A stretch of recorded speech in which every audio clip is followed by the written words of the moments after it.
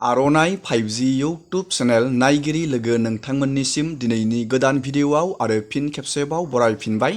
दिनैनि गोदान भिडिअ'आनो जाहैबाय NSP स्कलारशिप ST स्टुडेन्टफोरनि जाय बिथांमोना पस्ट मेट्रिकआव फरायबाय दं, जाय बिथांमोना मेट्रिक पास जानानै first year second year BA MA आव फरायबाय दं।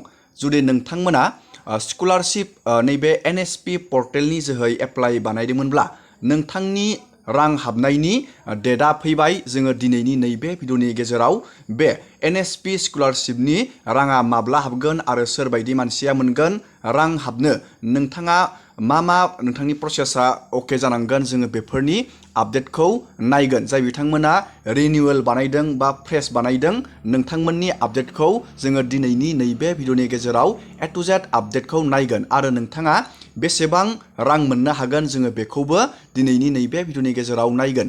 जुदि नोंथाङा इन्टारेस्टेड, भिडिअखौ जोबजासे नायलांबाय थाबानो जाबाय आरो बेफोरबायदिनो गोदान गोदान आपडेट, डिटेल स्किम, डिजिटेल खौरां मिथिबाय थानो थाखाय नोंथाङा चेनेलाव गोदानबा चेनेलखौ साबस्क्राइब खालामबानो जाबाय। दानिया जोङो गिबियावनो मोनसे नटिसखौ नायग्रोगोन। नोंथाङा जुदि फ्रेश आरो रिनिउवेल जुदि नोंथाङा एप्लाइ बानायनानै दोनदों स्कलारशिपनि थाखाय नैबे NSP आव, नोंथाङा रांखौ माब्ला मोनगोन, जोङो बेनि आपडेटखौ दानिया नायनोसै। नोंथाङा बेखौ नायनो थाखाय गुगोलाव नोंथाङा सार्च खालामनांगोन NSP। आङो बेनि लिंकखौ भिडिअनि डिसक्रिपसनाव होखादों।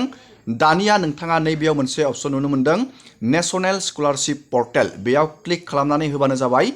बेयाव क्लिक खालामनाय लोगोनो दानिया बेयाव NSPनि मोनसे बेयाव पर्टेला गेवबाय। नैबेयाव नोंथाङा 3 डट नुनो मोन्दों। बे 3 डटआव क्लिक खालामबानो जाबाय। नटिसखौ नायनो थाखाय नोंथाङा हारसिङैबो नायनानै लानो हागोन। दानिया नोंथाङा नैबेयाव नुनो मोन्दों स्किम अन NSP। दानिया बेयाव क्लिक खालामनांगोन स्किम अन NSP आव। बेयाव क्लिक खालामनाय लोगो लोगोनो नोंथाङा बे पेजखौ बोखोनांगोन आरो गाहायाव नोंथाङा नैबेयाव नुनो मोन्दों स्टेट स्किमाव नोंथाङा क्लिक खालामनांगोन। बेबायदि क्लिक खालामनानै स्टेट अफ आसाम, जोङो बेयाव आसामनिखौ नायगोन। नोंथाङा दानिया बेयाव क्लिक खालामबानो जाबाय। दानिया नैबे सार्चआव क्लिक खालामनानै होबानो जाबाय।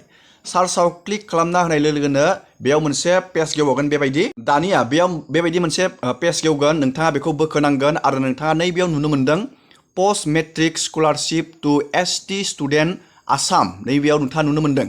दानिया बेयाव नैबेयाव मोनसे नोंथाङा लिंकआव क्लिक खालामना होबाथाय बेयाव मोनसे PDF डाउनलड जागोन। जोङो बे PDFखौ दानिया नैबे लिंकआव क्लिक खालामनानै जोङो बेयाव डाउनलड खालामबाय। नोंथाङा नैबेयाव डाउनलड एगेनआव क्लिक खालामना होबानो जाबाय।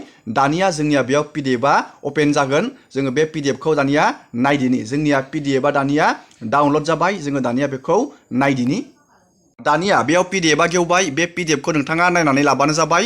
दानिया जोङो रां हाबनायनि जोङो बेयाव आपडेटखौ नायदिनि। बे PDFखौ नोंथाङा बोखोबानो जाबाय। बोखोनानै नोंथाङा नैबेयाव लास्टआव नुनो मोनगोन बेयाव रां हाबनायनि मोनसे आपडेट होनानै दोनदों। जोङो बेखौ दानिया नायदिनि। दानिया नैबेयाव नोंथाङा नुनो मोन्दों जाय बिथांमोना फ्रेश बानायनानै दोनदों, नोंथांमोननि राङा नैबे 31 डिसेम्बराव नोंथांमोननि राङा हाबगोन आरो जाय बिथांमोना रिनिउवेल बानायदोंमोन, नोंथांमोननिया नैबे 15 नभेम्बराव राङा हाबनायनि बेयाव बाथ्रा बुंदों। जाय बिथांमोना फ्रेश बानायदों, नोंथांमोना नैबे 31 डिसेम्बराव नोंथांमोननि NSP नैबे स्कलारशिपआ हाबगोन ST स्टुडेन्टफोरनिया आरो जाय बिथांमोना रिनिउवेल बानायदों, नोंथांमोननिया नभेम्बर 15आव नोंथांमोननि राङा हाबगोन। नोंथाङा बेयाव बेबायदिनो नायनानै लाबानो जाबाय।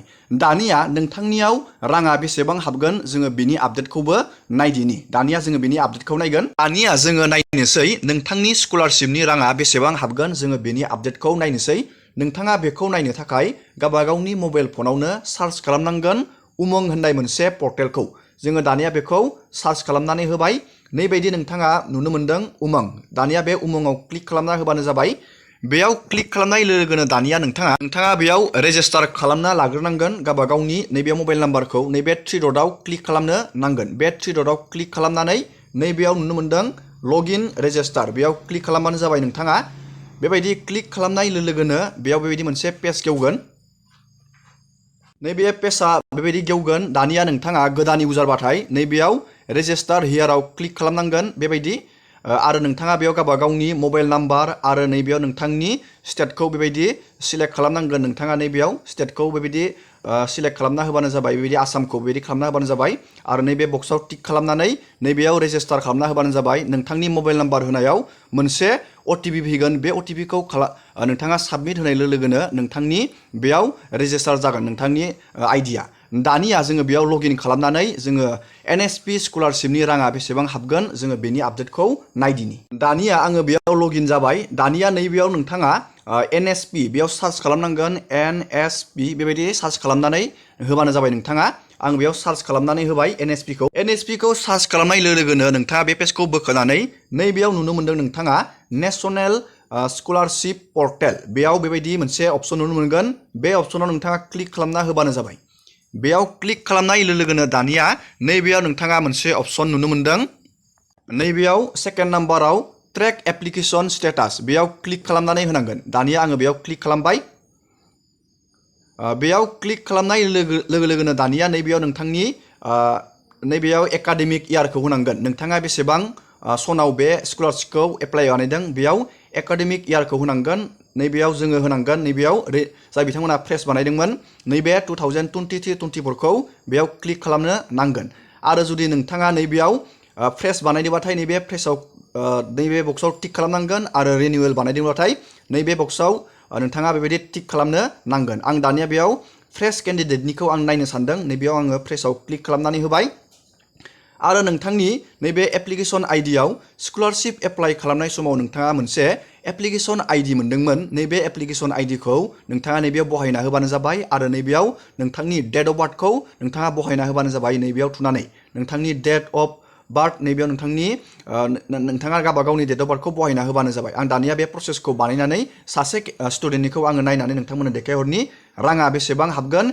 NSP स्कलारशिपनिया दानिया आङो बेयाव गासैबो डाटाखौ बहायबाय आरो नैबेयाव आङो साबमिटआव क्लिक खालामनानै होगोन आं नैबेखौ ब्लार बानायनानै दोनदों नोंथांमोना बेबायदि गावबागावनि एकाडेमिक इयार आरो एप्लिकेशन आइडि डेट अफ बार्थखौ बेबायदि बहायबानो जाबाय आरो नैबे साबमिटआव क्लिक खालामनाय लोगोनो नैबेयाव स्टेटासखौ नुनो मोनगोन स्कलारशिपनि फाइनाल भेरिफाइआ जाबाय बेबायदि नैबेयाव स्टेटनि नडेल अफिसारा बेखौ फाइनाल भेरिफाइ बानायबाय नडेल अफिसारा दानिया नोंथांनियाव राङा बेसेबां हाबगोन नैबेयाव नायनानै लाबानो जाबाय आङो बेखौ सासे नैबेयाव फ्रेस केन्डिडेटनिखौ नायदोंमोन प्राइभेट कलेजनि बियो नोंथाङा नैबेयाव नायना लाबानो जाबाय एमाउन्टआ 12,300 नोंथाङा गावबागावनिखौ नायनानै लाबानो जाबाय बेबायदि राङा हाबो गभर्नमेन्ट कलेजाव फरायनायफोरा एसे खम जायो आरो प्राइभेटनिया एसे राङा गोबाङानो हाबो बेयाव बिदि नायना लाबानो जाबाय आरो मोनसे प्रब्लेमानो जाहैबाय नैबे बेंक एकाउन्टआव बेबायदि NA खुथिदों मानो होनोब्ला बेंक एकाउन्टआव फैसाया डाइरेक्टयै हाबा नोंथांनि